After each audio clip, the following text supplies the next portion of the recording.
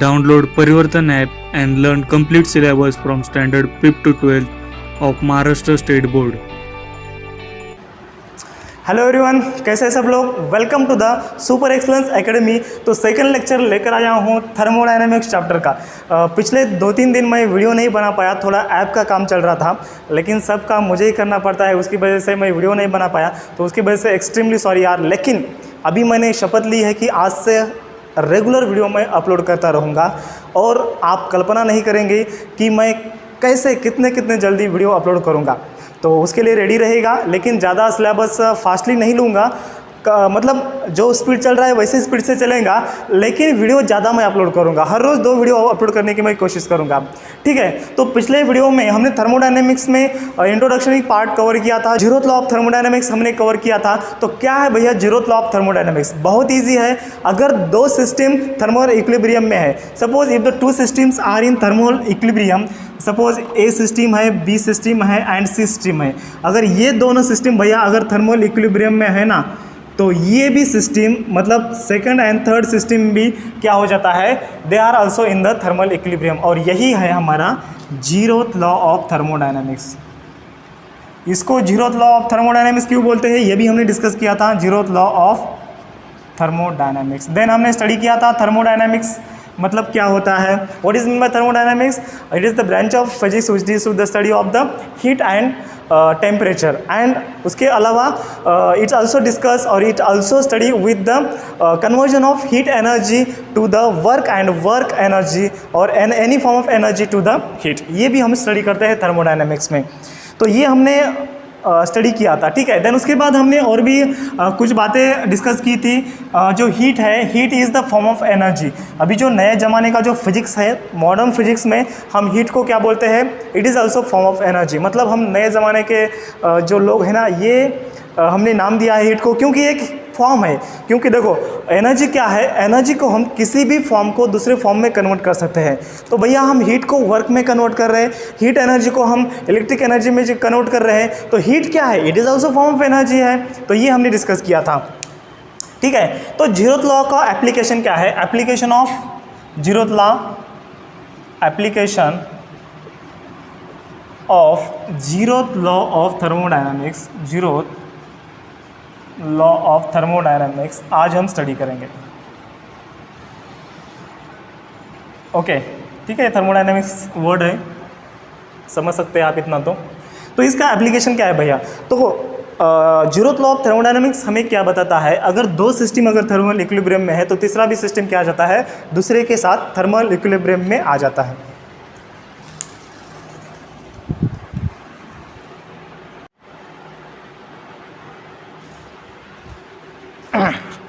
थोड़ा खांसी आ गया था, सॉरी फॉर दैट, ओके।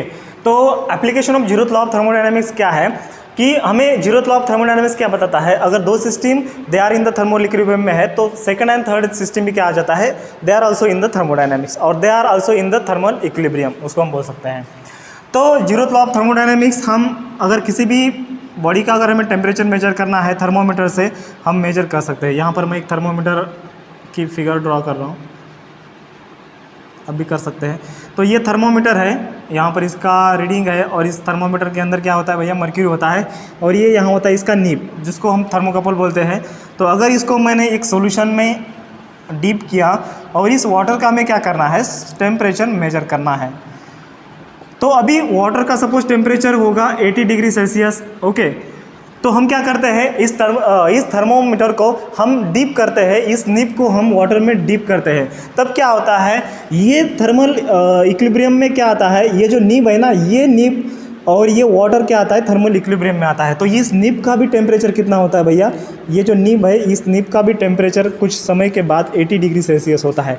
तो नीब के ऊपर एक सेंसर होता है, ठीक है। वो क्या करता है, इस थर्मोकपल का टेम्परेचर वो क्या करता है, सेंस करता है एंड उसकी वजह से जो मर्क्यूरी है ना, मर्क्यूरी राइज होता है और यहाँ पर हमें 80 डिग्री बताता है।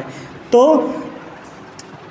जीरोथ लॉ ऑफ थर्मोडायनामिक्स का यूज़ करके हमने एक इंस्ट्रूमेंट बनाया है। कौन सा इंस्ट्रूमेंट है, जिसका नाम है thermometer, okay. And it is use to measure the temperature of any body, thermometer. And जिस एक फिजिक्स का ब्रांच है और जिस ब्रांच में हम टेम्परेचर मेजर करते हैं, अलग अलग टेम्परेचर स्केल का हम स्टडी करते हैं, जैसे कि डिग्री स्केल है, केल्विन स्केल है, एंड ऐसे बहुत सारे जो इंस्ट्रूमेंट है जो कि टेम्परेचर मेजर कर सकते हैं। तो उस इंस्ट्रूमेंट का हम स्टडी एक फिजिक्स के ब्रांच में करते हैं, तो उसको नाम दिया है हमने थर्मोमेट्री। क्या है उसका नाम? थर्मोमेट्री।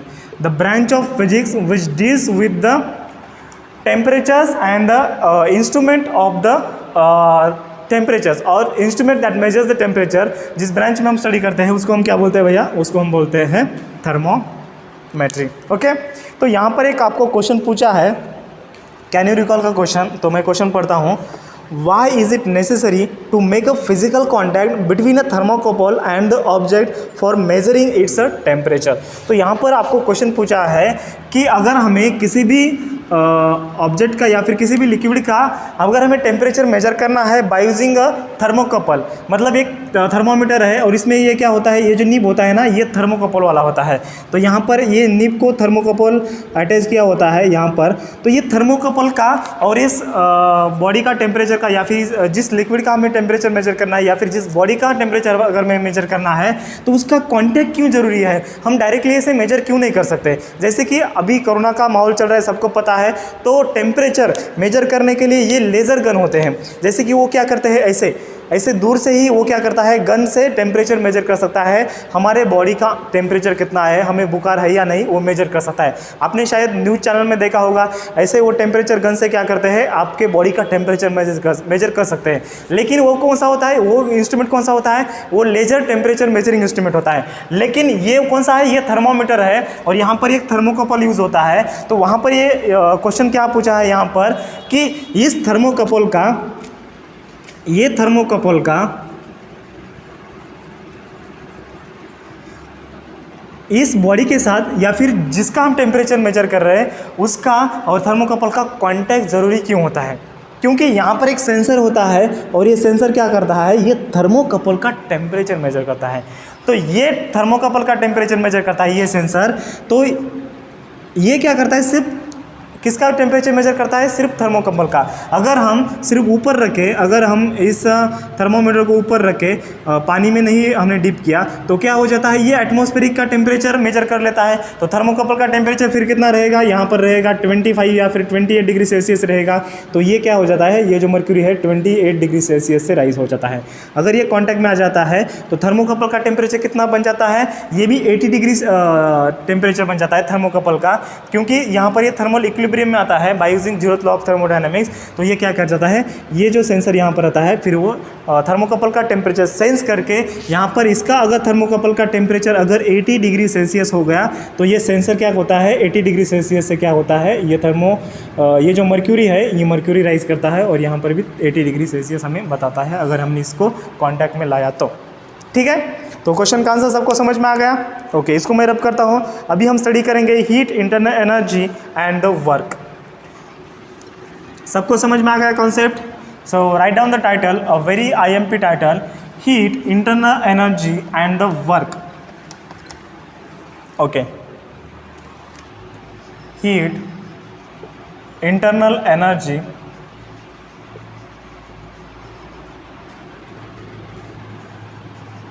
And work. ठीक है, ये एंड है।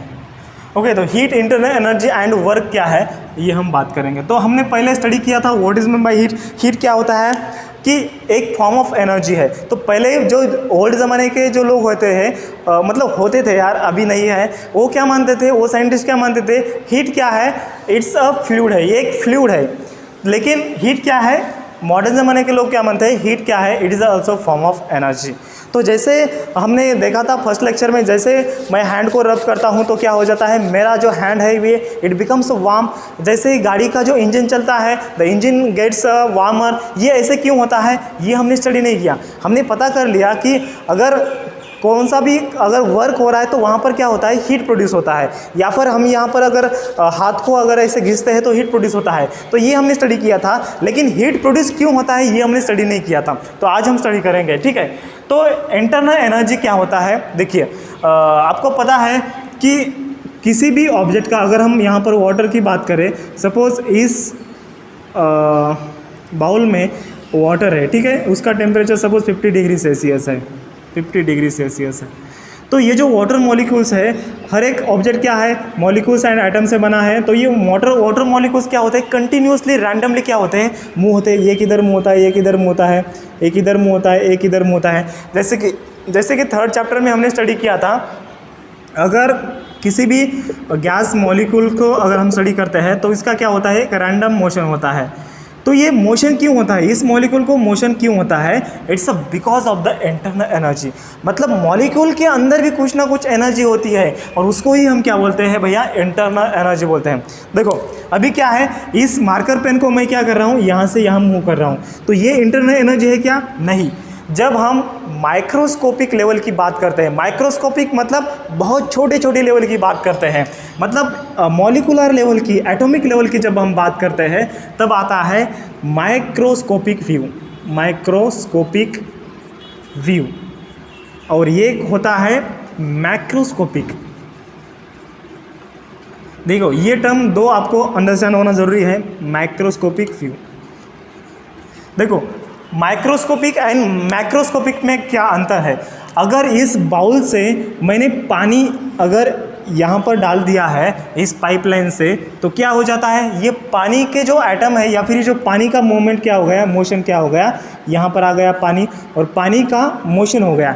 या फिर ये जो मार्कर पेन है, मैं यहाँ से यहाँ मूव कर रहा हूँ, तो ये आपको दिख रहा है, ये आपके आँखों को दिख रहा है, तो वी कैन सी हियर। तो ये जो स्टडी होता है, ये होता है भैया मैक्रोस्कोपिक व्यू, मतलब मोटा मोटा स्टडी। हम कैसे, अगर हम जब किसी अगर चैप्टर का हम स्टडी करते हैं तो क्या करते हैं, जब रिवीजन करते हैं तो हम थोड़ा मोटा मोटा ऊपर से देख लेते हैं ना, वो क्या होता है, मैक्रोस्कोपिक स्टडी होता है। अब माइक्रोस्कोपिक मतलब एटॉमिक का, इसके अंदर क्या है यार, ये ब्लू कलर है, ब्लू कलर के अंदर क्या है, एटम कैसे है, एटम का मोशन कैसे होता है, तो ये जो हम स्टडी करते हैं ये होता है माइक्रोस्कोपिक व्यू, ठीक है। तो जब हम माइक्रोस्कोपिक स्टडी की बात करते हैं तो आता है इंटरनल एनर्जी, ठीक है। अगर एक ग्लास है और इस ग्लास में वाटर है, ठीक है, और ये टेबल पर ऐसे हमने रखा है, तो ये ग्लास मूव है क्या, अभी नहीं है। तो लेकिन अगर हम माइक्रोस्कोपिक लेवल की बात करें, माइक्रोस्कोपिक व्यू की बात करें, तो ये जो ग्लास के जो मॉलिक्यूल्स हैं ना, ये रैंडमली क्या हो जाते हैं, मूव हो जाते हैं। और ये क्यों होते हैं, क्योंकि एटम के पास, मॉलिक्यूल के पास खुद का कुछ ना कुछ एनर्जी होता है, उसको भी हम क्या बोलते हैं, इंटरनल एनर्जी बोलते हैं, and it is denoted by the U, ठीक है। तो इसको मैं रब करता हूँ। देखो बहुत बेसिक कंसेप्ट है ये, लेकिन आपको पता होना चाहिए इंटरनल एनर्जी क्या है। इसकी डेफिनेशन पहले लिख लेते हैं हम। So write down the definition of internal energy. So internal energy, it is denoted by the U, ठीक है। What is the internal energy, the energy of molecules and atoms because of its random disordered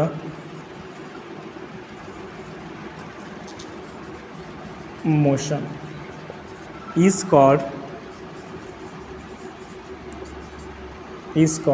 internal energy।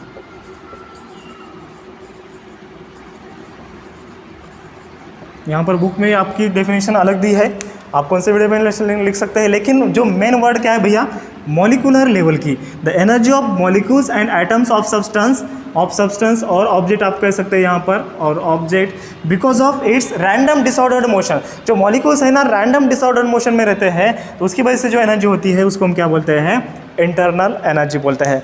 तो first I think third chapter में हमने discuss किया था कि जो internal energy होती है, ये इसका स्क्रीनशॉट लीजिए, इसको मैं रब करता हूँ। तो थर्ड चैप्टर में हमने डिस्कस किया था जो इंटरनल एनर्जी होती है हर एक मॉलिक्यूल की अलग अलग होती है, या फिर जो मॉलिक्यूल के हमने टाइप देखे थे, मोनोएटॉमिक सब्सटेंसेस, डायटॉमिक, पॉलीएटॉमिक। तो अगर हम आर्गन की बात करें या फिर अगर हम ऑक्सीजन की बात करें तो ऑक्सीजन का जो इंटरनल एनर्जी होता है ये अलग होता है। अगर हम CO2 की बात करें तो CO2 का जो इंटरनल एनर्जी होता है ये अलग होता है, क्योंकि ऑक्सीजन क्या है, ऑक्सीजन डायटोमिक सब्सटेंस है, डायटोमिक, और ये क्या है भैया, ये पॉलीएटॉमिक है। तो पॉलीएटॉमिक का जो इंटरनल एनर्जी होता है हमने ऑलरेडी फाइंड आउट किया है थर्ड चैप्टर में, radiations, kinetic theory of gases and radiation में polyatomic, diatomic and monoatomic gases का एनर्जी मतलब ट्रांसलेशनल एनर्जी क्या होता है ये हमने फाइंड आउट किया था। तो यहाँ पर एक क्वेश्चन भी दिया है आपको, हम कवर करेंगे, ठीक है। मतलब मोनोएटॉमिक का, अगर हम मोनोएटॉमिक की बात करें तो क्या आता है, हेलियम आता है। तो हेलियम क्या है भैया, मोनोएटॉमिक है। तो the internal energy varies from substance to substance and element to element. तो हर एक एलिमेंट का अलग अलग होता है, मोनोएटॉमिक का अलग होता है, डायटोमिक का अलग होता है एंड पॉलीएटॉमिक का इंटरनल एनर्जी अलग होता है। तो इसके जो फॉर्मूले हैं ये हमने स्टडी किए थे। तो क्या होता है फार्मूला इंटरनल एनर्जी का, U इक्वल्स टू, या फिर जो translational kinetic energy equals to क्या होता था formula, degree of freedom into KB into T, ये फार्मूला था। तो अगर मोनोएटॉमिक है तो यहाँ पर 3/2 आता है, 3/2 KB इंटू T। अगर पॉलीएटॉमिक है तो 5/2 KB इंटू T आता है। अगर डायटोमिक है तो 5/2 KB इंटू T। अगर मोनोएटॉमिक है तो 3/2 KB इंटू T। अगर पॉलीएटॉमिक है तो यहाँ पर दूसरा फार्मूला आया था, ये हमने ऑलरेडी डिस्कस किया था। तो यहाँ पर आपके बुक में एक क्वेश्चन पूछा है, एग्जाम्पल नंबर 4.1, हम इसको कवर कर लेते हैं, ठीक है। ये बाकी का सबको समझ में आ गया, ओके, ठीक है। इसको मैं रब करता हूँ। देखो थोड़ा आज का जो थ्योरेटिकल सेशन है लेकिन इम्पॉर्टेंट है यार बहुत। तो एग्जाम्पल नंबर 4.1 की अगर हम बात करें, बहुत प्यारा सा सवाल है। एग्जाम्पल नंबर 4.1 क्या है, calculate the internal energy of argon and oxygen. तो हमें आर्गन का एंड ऑक्सीजन का हमें इंटरनल एनर्जी मतलब U क्या है हमें पता करना है। किसका, आर्गन का एंड ऑक्सीजन का इंटरनल एनर्जी क्या है हमें पता करना है। देखो आर्गन क्या है, जो नोबल गैसेस है, जो इनर्ट गैसेस है, ये पूरे मोनोएटॉमिक है, helium, argon, krypton, xenon, radon. तो आर्गन क्या है, argon is the monoatomic element. तो आपको यहाँ पर लिखना है इसका answer, argon is a monoatomic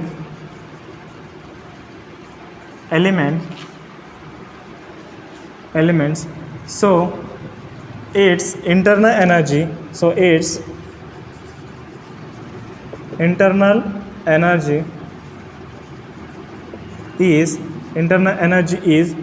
क्या है फॉर्मूला भैया, 3/2 KB into T। U equals to 3/2 KB into T, क्योंकि मोनोएटॉमिक के लिए डिग्री ऑफ फ्रीडम कितना होता है, 3/2 होता है। क्योंकि ये जो मोनोएटॉमिक जो सब्सटेंस होते हैं ये X डायरेक्शन में, Y डायरेक्शन में एंड Z डायरेक्शन में मूव हो सकते हैं। X डायरेक्शन, ये Y direction and Z direction में, ये तीनों डायरेक्शन में डिग्री ऑफ फ्रीडम इसका 3 होता है, और 3/2 KB इंटू T इसका फॉर्मूला आता है, ठीक है। एंड ऑक्सीजन क्या है, ऑक्सीजन क्या है, ऑक्सीजन है डायटोमिक। तो ऑक्सीजन के लिए, ऑक्सीजन क्या है, डायटोमिक। ये क्या होता है, ये रोटेट भी हो सकता है 2 एक्सिस के अलोंग। तो अगर हम ऑक्सीजन का स्ट्रक्चर निकालें तो ऑक्सीजन क्या है, oxygen O double bond O। तो ये क्या होता है, ये ऐसे भी मूव हो सकता है, ऐसे भी मूव हो सकता है, ऐसे तो मूव हो सकता है। लेकिन ये क्या है भैया, ये इस एक्सिस के अराउंड भी मूव हो सकता है एंड ये एक्सिस के अराउंड भी ये मूव हो सकता है। लेकिन एक्स एक्सिस के अराउंड जो मूव हो सकता है तो उसका इंटरनल एनर्जी बहुत नेग्लिजिबल होता है। तो इसका इंटरनल एनर्जी क्या होता है ऑक्सीजन का, ऑक्सीजन इज डायटोमिक एलिमेंट। सो इसका इंटरनल एनर्जी क्या होता है, U इक्वल्स टू होता है 5/2 इंटू KB इंटू T होता है, ठीक है। तो ये इसका डिग्री ऑफ फ्रीडम कितना होता है, 5/2 होता है। और फार्मूला क्या है काइनेटिक एनर्जी का, और kinetic average total kinetic energy equals two degree of freedom into 1/2 KB into T होता है एक्चुअल में फार्मूला। तो डिग्री ऑफ फ्रीडम इसका कितना है, 5/2 है, ठीक है। अगर CO2 की हम बात करें तो उसका ये फार्मूला अलग आता है। तो ये हमने ऑलरेडी डिस्कस किया है चैप्टर नंबर 3 में, kinetic theory of gases and radiation में, ये हमने डिस्कस किया है, ठीक है। तो उसके बाद का जो क्वेश्चन है थर्मोडायनामिक का सिस्टम एंड थर्मोडायनेमिक्स प्रोसेस, ये हम कल के लेक्चर में डिस्कस करेंगे क्योंकि ये बहुत इंपॉर्टेंट है। जस्ट आज का जो थ्योरेटिकल लेक्चर है आपको पता होना चाहिए इंटरनल एनर्जी क्या है, हीट एनर्जी क्या है एंड वर्क एनर्जी क्या है, ये आपको पता होना चाहिए। ये थ्योरेटिकल आपका लेक्चर आज खत्म होता है। एंड दोस्तों अभी डोंट वरी यार, कल से मैं डेली लेक्चर दो अपलोड करूँगा, ठीक है। एंड जल्दी से जल्दी अपना पोर्शन खत्म करने की मैं कोशिश करूँगा, ठीक है। So thank you friends. Download Parivartan app made by Super Excellence Academy to watch more curriculum videos.